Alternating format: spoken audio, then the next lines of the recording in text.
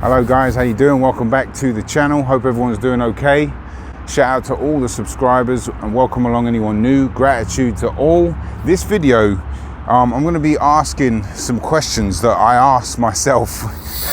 Well, I'm actually going to be posing those questions to you guys because I think it's very important to ask yourself these questions regarding punching, right?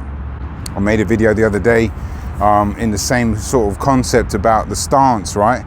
I'll play it now actually because it's very important for you to get that bit right, because that's going to be a massive question before you do anything. So I'll play that and then we'll get on to the next after. Just make sure you ask yourself a few questions, right?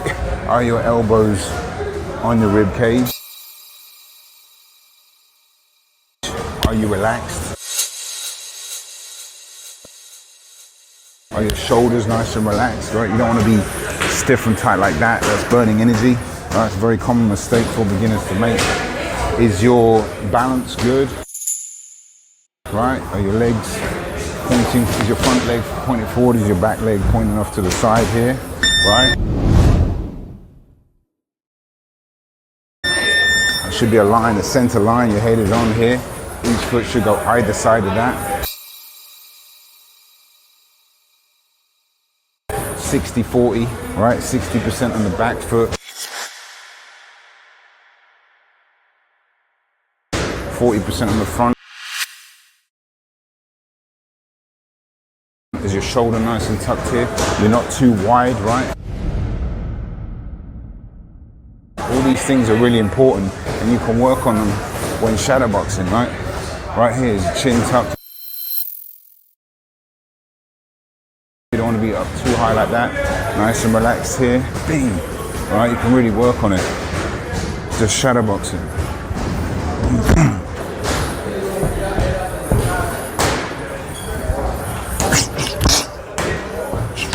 Now, obviously, there's a lot of things to remember there, right? Even just with the stance.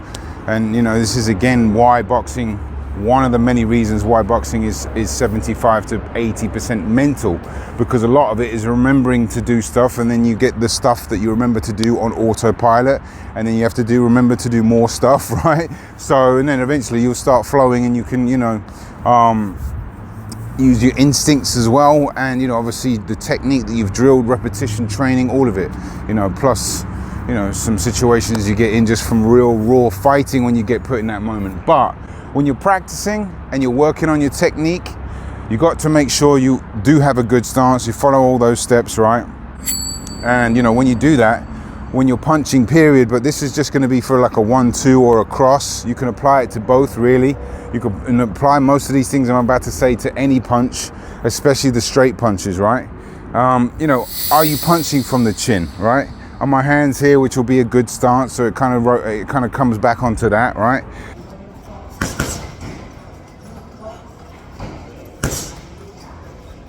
And then, you know, are my punches going to be straight?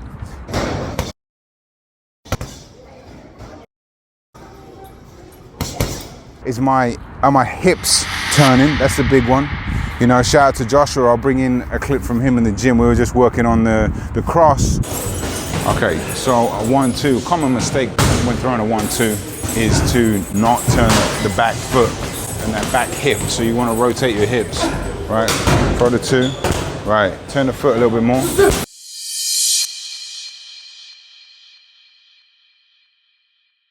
There you go. Because if you do it without turning it, a lot of people will just punch the shot and you're leaving a lot of this energy behind basically, right?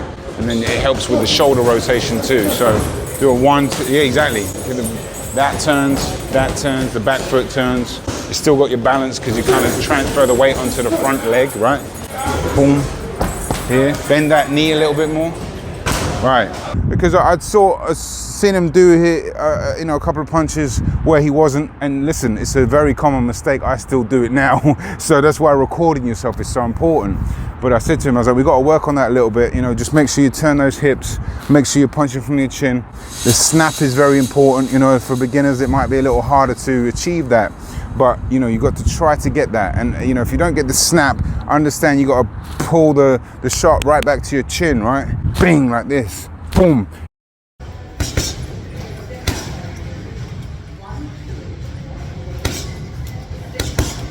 you don't want to telegraph it either, okay? Meaning I don't want to move it before I have to move it. I've spoken about this loads of times before.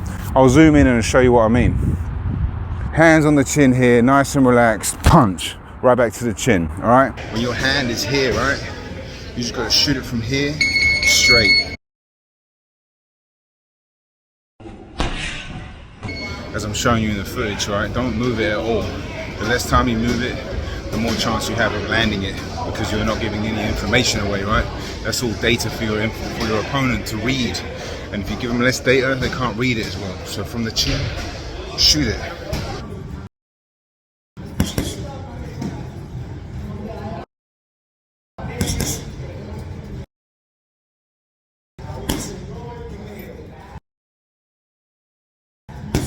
Right back to the chin, right here, it lives here, all right?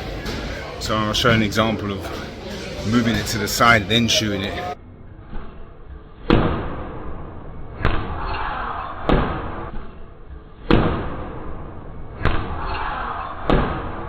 That's a few milliseconds, just enough for your opponent to know.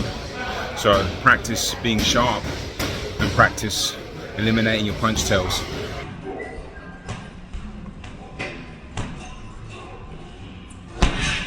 So these are the questions, again, all these questions that you're asking yourself. Am I turning my hips? Is my foot, you know, really using the ground? That's a bit more technical. This is why I didn't really talk about it, but I'll get onto that at a later date. I've spoken about that many times. When you're using the ground for a little bit of leverage, it really starts in the ground. Yeah, so if you look here, right, it's gonna start there, right? I'm pushing here, right? And it's like a coil almost.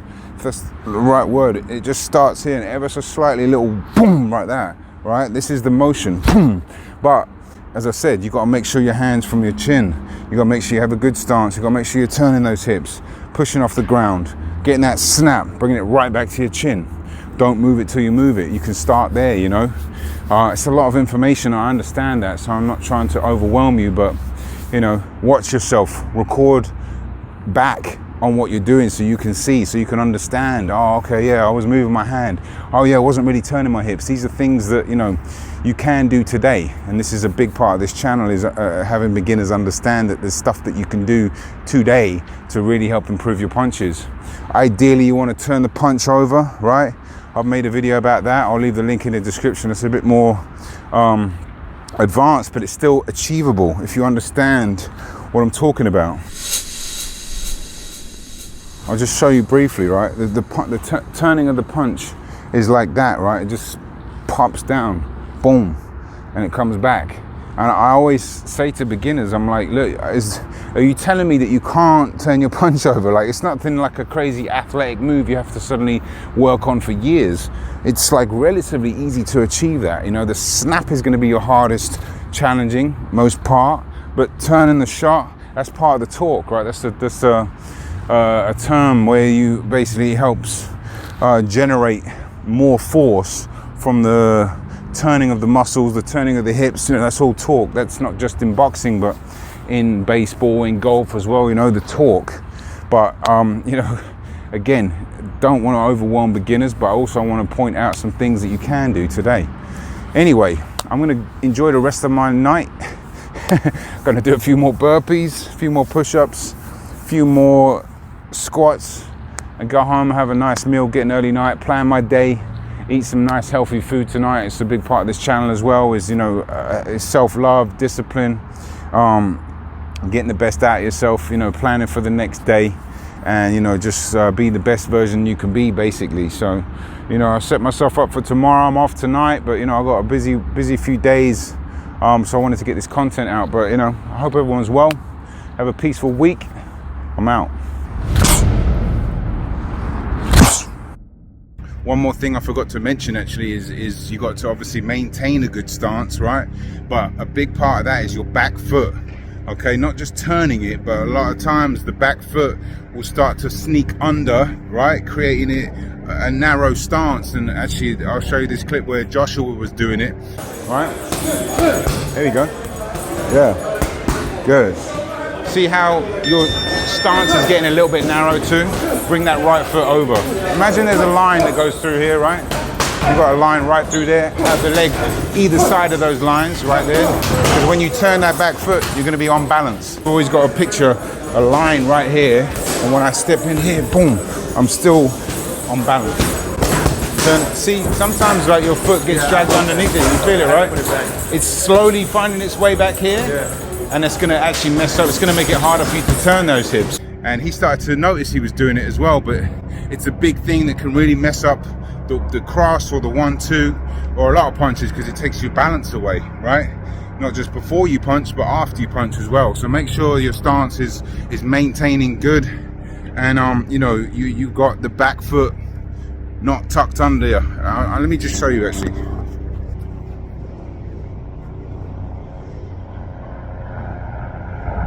This is where you want it, right? And this is where it will end up. You don't want that. So I put my mic away, but the first image was where you want it. The second image is where it ends up, right? And that's where you don't want it. You want to keep a good stance always, before and after you punch.